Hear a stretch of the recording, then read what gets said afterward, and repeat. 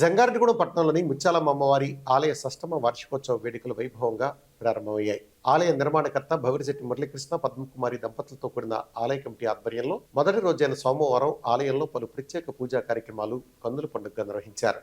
అనంతరం ఆలయ అర్చకులు ఆదిత్య మిశ్రా కాశీ పండిట్ ఆధ్వర్యంలో విశేష అభిషేకాలు జరిపారు. అదేవిధంగా 108 కలశాలతో గ్రామదేవత గంగానమ్మ సన్నిధికి శోభాయాత్ర చేపట్టారు. ఈ సందర్భంగా కార్యక్రమ నిర్వాహకులు పవన్ శర్మ మాట్లాడుతూ వార్షికోత్సవం సందర్భంగా ఆలయంలో జరిపిన పూజల వివరాలను వెల్లడించారు. అనంతరం టీడీపీ నాయకులు పెనుమర్తి రామకుమార్ మాట్లాడుతూ ఆలయ కమిటీకి భక్తులకు వార్షికోత్సవ శుభాకాంక్షలు తెలిపారు. ఈ కార్యక్రమంలో కేఎల్ఎన్ ధనకుమార్, కాళహస్తి నిరంజన్ కుమార్, చిన్ని నాగేశ్వరరావు, చోడవరపు రంగా, బవిరిశెట్టి రామాంజనేయులు, బవిరిశెట్టి నాగేశ్వరరావు తదితరులు పాల్గొన్నారు.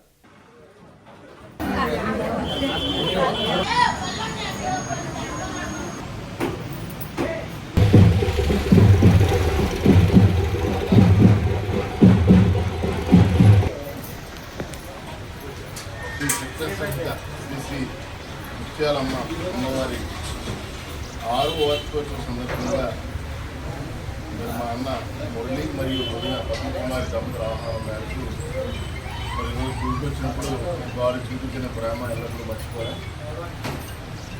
గత 6 సంవత్సరాల నుంచి చూస్తున్నాను దగ్గరుండి మురళి గారు ఏది చేసినా కూడా ఒక అద్భుతం, ఒక పట్టుదల, ఒక కసి, ఒక డిసిప్లిన్, ఎన్ని కలయికే మురళి గారు. మన జంగారెడ్డిగూడెం పట్టణంలో మున్సిపాలిటీ ఆఫీస్ పక్కన ఉన్నటువంటి శ్రీ ముత్యాలమ్మ అమ్మవారు, దుర్గా అమ్మవారు, కాళీమాత అవతారంలో ఉన్నటువంటి ముత్యాలమ్మ అమ్మవారు ఏవైతే తీరుస్తున్నాయా అంటే గనక మనకున్నటువంటి కష్టాలన్నీ కూడా తొలగించడమే కాకుండా భక్తులందరికీ కూడాను ఆయురారోగ్యాలతో కూడాను ఎల్లప్పుడూ వర్ధిల్లేటట్టుగా ఉండేటువంటి విషయంతో అమ్మవారిని ఇక్కడ స్థాపించడం జరిగింది.